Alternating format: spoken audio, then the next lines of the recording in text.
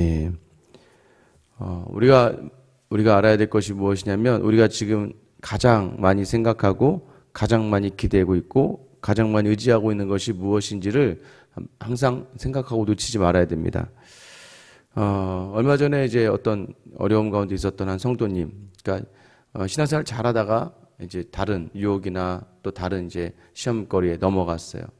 그분이 와서 나중에 와서 하는 말씀이 뭐냐면, 목사님 그때 제게 하나님에 대한 생각이 없었습니다 라고 이야기하는 거예요. 그러니까 하나님이 안 계셨대요.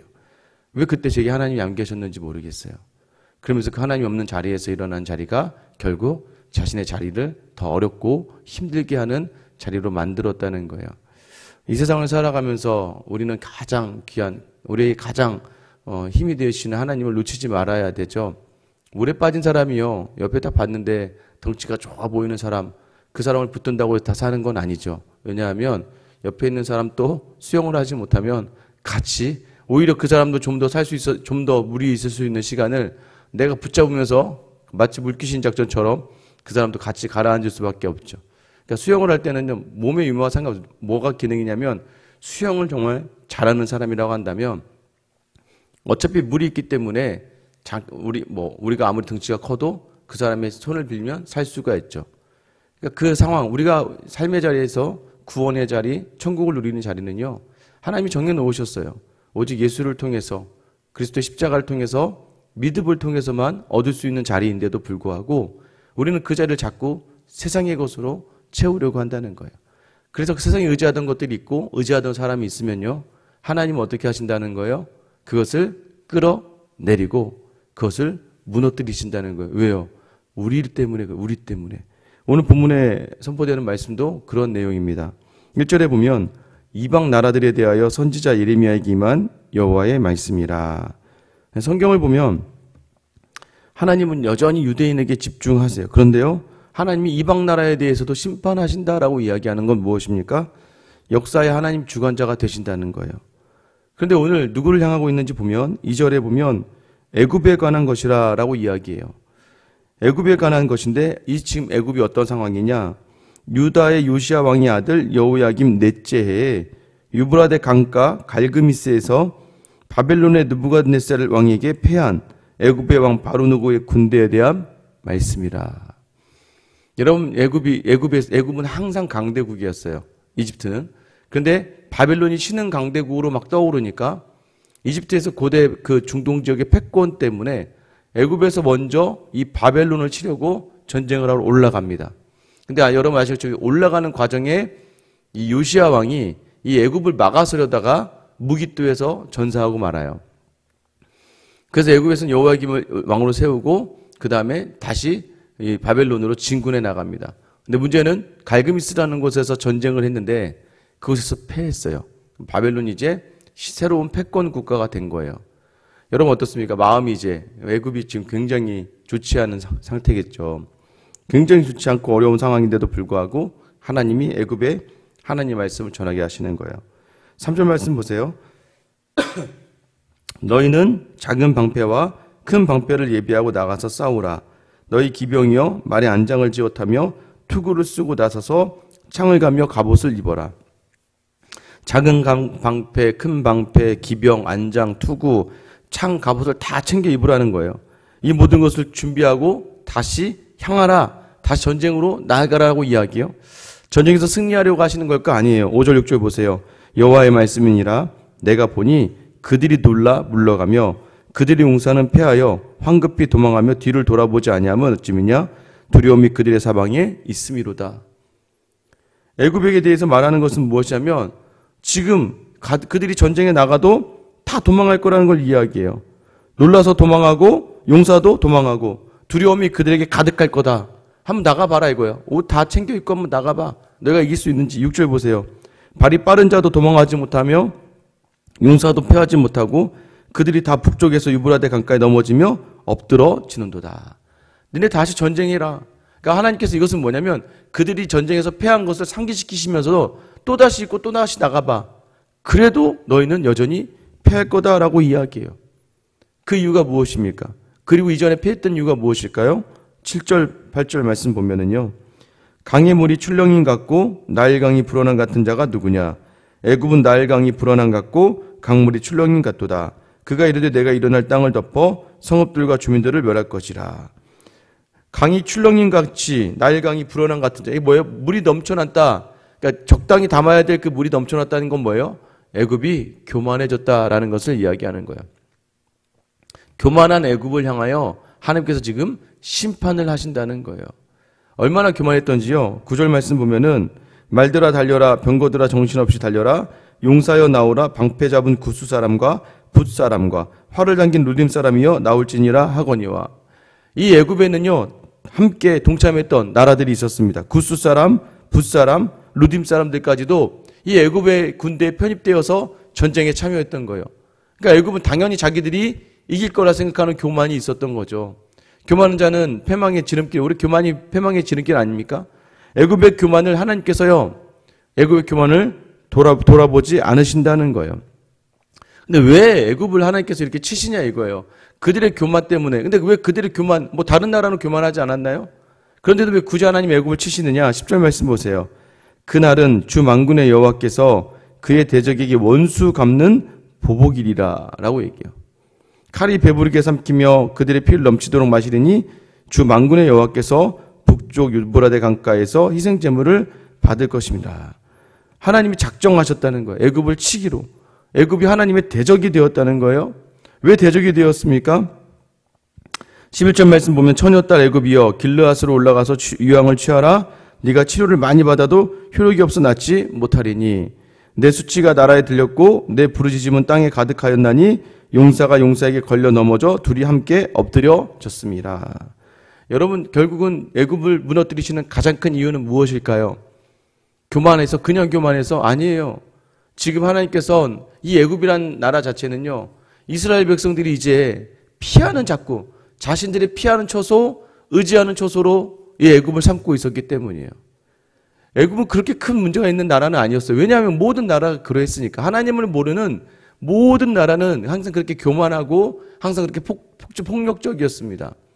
그런데도 불구하고 하나님 애굽을 치시는 이유는 유대의 백성들과 관련되어 있어요. 유대 백성들이 항상 기대는 곳이 어디였어요? 애굽이었어요. 언제부터요? 아브라함 때부터요. 아브라함도 내려오자마자 가나안에 기근이 임하니까 어디로 향합니까? 자기 눈이 좋을 대로. 애굽은 항상 나일강 때문에요, 항상 농사가 풍성했어요. 그래서 나일강을 보고 애굽으로 가서 살아요. 하나님이 거기 원하지 않는 곳이었잖아요. 이내 아내를 빼앗깁니다. 그리고 바로가 그 아내를 취하려고 한 찰나에 하나님께서 그 바로의 집에 저주를 내려버리시잖아요. 하나님 다시 회복시켜서 가나안으로 올려 보내시는 거예요. 근데 그 뒤로도 문제가 생기면 어떻게 해요? 이삭도 마찬가지였어요. 이삭도 조금 어려워지면 갑자기 애굽으로 향했단 말이에요. 하나님이 막으세요. 여러분, 야곱도 마찬가지예요. 모든 자리에서 야곱도 결국에는 애굽으로 향하게 되는 거죠. 여러분, 이제 이게 뭐냐면 하나님께서는 아브라함은 스스로 갖다가 멸망당하고 그 아들 이삭은 가려는 걸 하나님 막으세요. 그래서 그 중간에 그랄 땅에 머물게 하시고 100배의 은혜를 주세요. 그런데 더 나아가서 나중에요, 그 아들 야곱은요, 결국에는 애굽을 보내죠. 어떻게 해요? 요셉을 먼저 보내버리시는 거예요.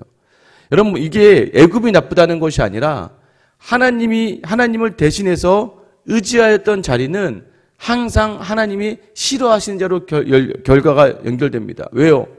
이 블레셋 왕, 특별히 아비멜렉에서, 그런 왕 아비멜렉에도 마찬가지였어요. 아브라함 잘못입니다. 아내를 누이라고 속였으니까. 그러지 않았더라면 이집트 바로던 애굽의 바로던 아비멜렉이던 간에 아무도 죄를 범하지 않을 수 있었어요. 그런데도 불구하고 아브라함의 실수한 말 한마디가 결국에는 그 집에 재앙을 가져오게 되죠. 여러분, 애굽과 관련되어 있어서는 뭐예요? 하나님은 여전히 유대 땅, 이스라엘에 집중하시는 거예요. 이스라엘이 나보다도 더 의지하는 것, 나보다도 더 기대고 있는 것. 여러분, 이거 하나님께서 반드시 그걸 하나님 자기의 대적으로 여기신다는 거예요. 왜요? 하나님은 질투하시는 하나님이시기 때문입니다. 여러분, 우리의 삶의 자리에서도 그러지 않습니까?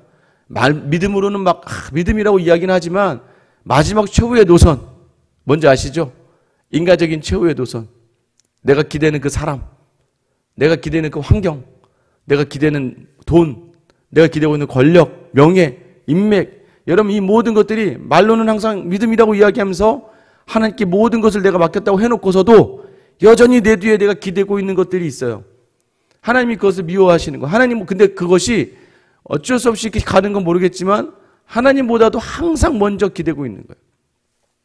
믿음이라고 이야기하지만 하나님보다도 돈에 대해서 더 예민하고 돈에 대해서 기대고 있고 돈을 더 의지하고 있고 돈을 더 자랑하고 있고 믿음이라고 이야기하지만 내 건강에 의지하고 있고 내 건강에 자랑하고 있고 믿음이라고 이야기하지만 내 경험을 의지하며 내 경험을 더욱더 자랑하고 있다면 하나님은 그 모든 자리가 하나님이 싫어하는 대적의 자리가 된다는 것을 기억하셔야 돼요. 더 나아가서 뭐예요? 아까 제가 저도에 말씀드렸던 것처럼 아니 옆에 허우적거리고 같이 있는 사람이에요. 하나님이 없고서는 하나님이라고 하는 예수 그리스도라고 하는 줄이 없고서는 살아날 수 없는데도 불구하고 이 사람은 보기에 건강해 보인다고 해서 그 사람 붙잡았다가 어떻게 되는 거예요? 이 사람은 졸지에 나 때문에 더 빨리 죽게 되는 것이죠. 하나님이 여기서 우리에게 무슨 말씀을 주시는 거예요? 세상은 항상 교만했어요. 교만하고 있어 보여요. 대단해 보입니다. 그래서 우리가 믿음 있는 사람이요. 자꾸 그쪽으로 시선이 돌리게 되는 거예요. 여러분도 그러지 않습니까? 이렇게 새벽에 나와서 기도하고 말씀 보지만 이내 집에 돌아가서부터는 세상에 기대는 거예요. 여기서는 자녀를 위해서는 우리 자녀들이 믿음으로만 있으면 됩니다. 하나님만 믿으면 됩니다. 예수만 주로 섬기게 해주세요 해놓고서 여러분이 집에 가서 하는 모든 말은 믿음의 말이 아니잖아요. 야, 저축 잘하냐? 야, 뭐 집은 어떻게 알아보니? 야, 너 학교에서 공부는 몇 등이나 하니? 오늘은 뭐 숙제 할 거 다 챙겼니? 모든 말에서 여기서는 기도는 다 자녀를 위해서 뭐 믿음을 이야기하지만 집에 가는 순간부터는 가서 아이들에게 예수를 이야기하고 하나님을 이야기하고 믿음을 이야기하고 하나님에 대한 순종과 충성을 이야기하지 않잖아요. 여러분 그게 무엇입니까? 내 자녀에게도 가장 우리가 믿음이 귀하다고 여기고 있으면서도 믿음을 이야기하지 않는다는 거예요. 직장에서도 마찬가지고 만나는 사람들에게도 마찬가지예요. 세상 사람들 이야기하면서 뭐예요? 우리 교회를 자랑하고 믿음의 자리를 자랑하고 예배의 자리와 내 안에 계신 예수님을 자랑해야 되는데 그 사람들과 편승해서 세상의 것을 같이 자랑하려고 하고 내가 가진 것을 자랑하려고 하고 내가 경험한 것을 자랑하려고 하는 게 바로 우리의 모습이란 말이에요. 하나님 그럼 어떻게 하신다는 거예요? 그 자랑하던 모든 것들을 이 모든 것들을 하나님 반드시 깨부셔 버린다는 거예요. 그래서 여러분 우리가 놓치지 말아야 될 건 뭐냐면 하나님은 질투하시는 하나님이세요. 하나님보다 더 사랑하고 하나님보다 더 의지하고 하나님보다 더 자랑하는 그 자리를 하나님이 멸하신다는 거예요. 그러다 보니까 어떻게 됩니까? 요즘에 어제도 예전에 섬기던 청년 뭐 이렇게 연락을 하게 됐는데 보니까 뭐냐면 연락 오지 만나 뵀는데 지금요 교회를 다 안 나간다는 거예요. 깜짝 놀랐어요. 예전에 막 청년부 회장하고 막 리더하고 막 그랬던 아이들이 지금 걔는 잘 나가니? 걔는 교회 잘 나가고 있니? 교회 잘 나가야 되는데 그랬더니 하는 말이 뭐냐면 걔는 그냥 자기 집 앞에 있는 교회로 갔고요. 가까우니까 결혼하고 가까워서 그 교회로 가기로 해서 이제 그 교회 안 나가고요. 또 얘는요. 얘는 청년부 회장까지 하고 열심히 했던 애인데 예전에는 그렇게 아이들을 나오라고 막 독려하고 격려했던 그 친구가 한 몇 번 안 들여보니까 괜찮더라는 거예요. 그래서 교회 이제 어제부터는 이제 50% 정도 되니까 충분히 본당이 커버가 되니까 나오라고 했더니 글쎄 가야 될지 말아야 될지 모르겠네 라고 얘기했다는 거예요. 여러분 왜 그렇습니까? 이 코로나의 기간 중에 믿음의 자리가 점점점 멀어지고 세상의 자리가 점점 가까워지니까 항상 모든 자리가 세상으로 향하다 보니까 이제는 믿음을 뭐예요? 내 세상 다음으로 여기게 되는 거예요. 저도 깜짝 놀랐어요. 가끔가다 이제 SNS를 보다 보면 예전에 믿음이 좋으셨던 분들인데 주말을 이용해서 지금 막 지방에서 뭐 체험 농장을 가고 가족끼리 여행을 가는 거예요. 근데 보니까 주일이에요. 교회를 안 갔다는 얘기예요. 뭐요? 거기 가서 영상으로 예배 드리기 시작하는 거예요, 이제 아무리 교회가 오픈이 됐어도 교회로 가고 싶지 않은 거예요. 자기 마음의 신앙대로 자기의 편안함대로 예배의 자리도 자기가 우선하며 우리가 차선으로 드렸던 그 자리를 우선의 자리로 만들어 살아가는 게 우리 인간의 완악함입니다. 배려라는 자리가 자기 방종으로 빠져버리는 자리가 우리의 자리예요. 얼마나 우리가 쉽게 하나님을 놓을 수 있는지를 아셔야 돼요. 여러분 오늘 하나님이 우리 주시는 말씀이 뭐예요? 다시 한번 우리가 기대던 모든 자리들, 자랑하는 모든 자리들에 하나님이 계셔야 되고 하나님만 우선해야 되고 하나님만 따라가지 않으면 여러분 언젠가는 그 자리가 나를 패망의 길로 만들어가고 내가 기대던 모든 자리에 그 사람들과 그 환경이 나로 인해 무너질 수 있다는 것을 기억하셔야 돼요. 다시 한번 우리의 우선순위 기억하셔야 됩니다. 애굽에 기댈 때는 우리는 멸절되면 물론이고 애굽도 무너지게 하신다는 하나님의 말씀이에요.